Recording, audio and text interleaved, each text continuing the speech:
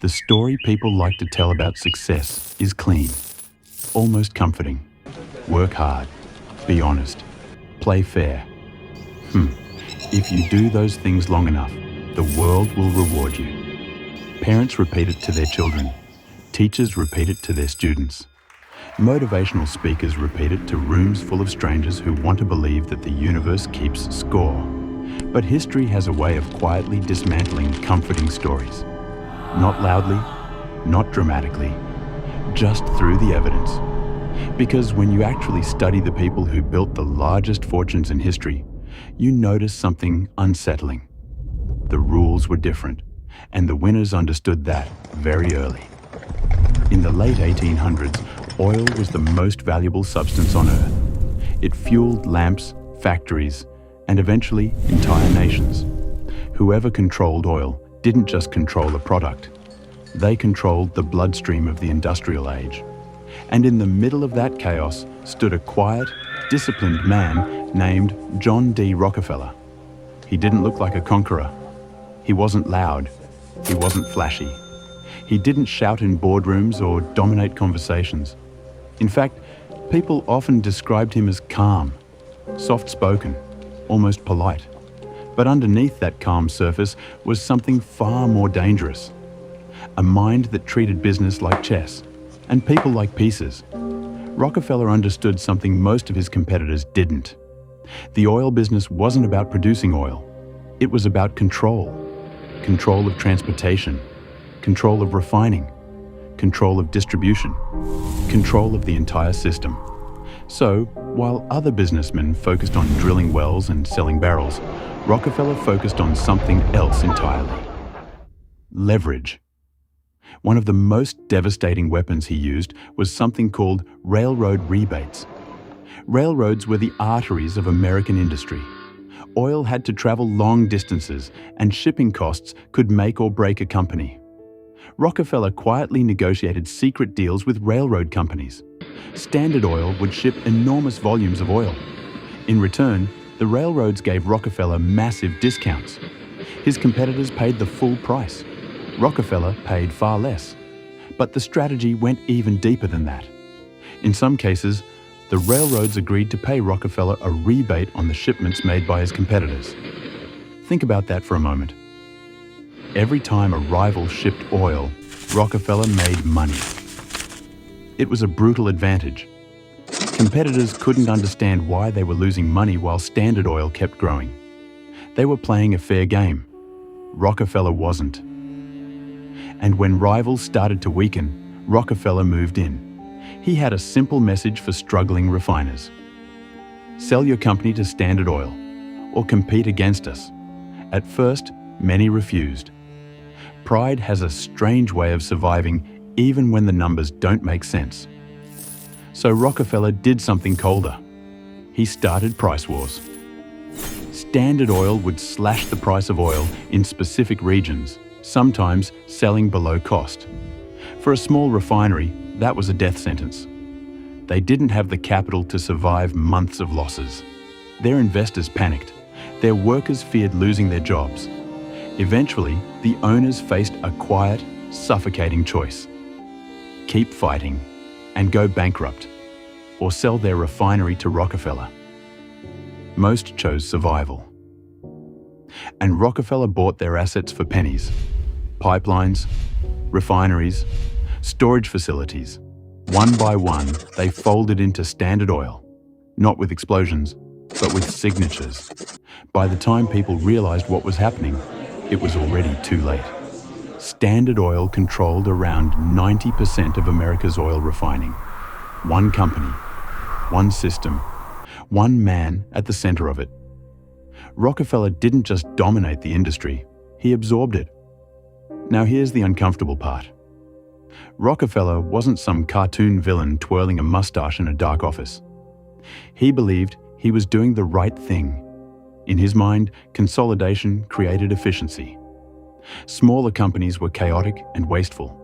Standard Oil brought order, stability, and lower prices for consumers. And in a strange way, he wasn't entirely wrong. Standard Oil made oil cheaper and more reliable. It helped fuel the growth of modern industry. But that efficiency came with a cost. Competition was suffocated, markets became controlled, and power gathered in fewer and fewer hands. This is the part people rarely want to confront, because it shatters the simple story we grew up with. Rockefeller didn't become the richest man in modern history by following a polite rulebook. He studied the system, he found its weaknesses, and he exploited them with patience that bordered on surgical. Cold, strategic, effective. There's a psychological truth buried inside stories like this. Most people approach life like a test. They assume the world has rules. They assume fairness matters. But systems, whether they're markets, governments, or institutions, are not moral creatures. They are structures, and structures reward power, leverage, and strategy far more reliably than they reward virtue. That doesn't mean morality is meaningless. It means morality and success don't always travel the same road. Sometimes they intersect. Sometimes they collide. And sometimes they ignore each other completely. Rockefeller understood something else too. Ruthlessness doesn't always look violent. Often it looks disciplined, quiet, methodical. The most dangerous players rarely scream or threaten. They simply make moves that other people are too uncomfortable to make. They wait, they calculate. And when the moment arrives, they act without hesitation. By the time Rockefeller retired, his fortune was almost unimaginable. Adjusted for inflation, many historians believe he was the richest individual in modern history. And later in life, he gave much of it away. Universities, hospitals, medical research, entire institutions were built from his wealth. It's one of history's strangest paradoxes. A man who built his empire through ruthless strategy eventually became one of the greatest philanthropists in history. But Rockefeller wasn't an exception. He was part of a pattern that appears again and again whenever enormous fortunes are built.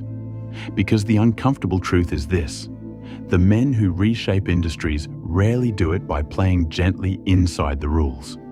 They bend the system, pressure it, sometimes break it entirely. And Rockefeller was far from the only one who understood that. Decades before oil empires dominated America, another man was already proving the same brutal principle on the water. His name was Cornelius Vanderbilt. They called him the Commodore, not because he served in the Navy, but because he ruled the waters like a warlord.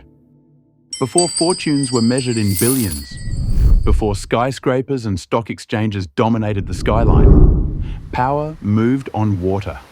Harbors were the highways of the 19th century. Ships carried everything that mattered: people, goods, gold, opportunity. And controlling those ships meant controlling the economy itself. In that world, Cornelius Vanderbilt rose from nothing with a level of aggression that made even hardened businessmen uneasy. Stories like these leave us in an uncomfortable place, because once you've seen them clearly, you can't return to the simple version of the world you were taught as a child. So, what is supposed to be done with men like John D. Rockefeller and Cornelius Vanderbilt? Do we condemn them? Do we admire them? Or do we study them the way a surgeon studies a difficult case?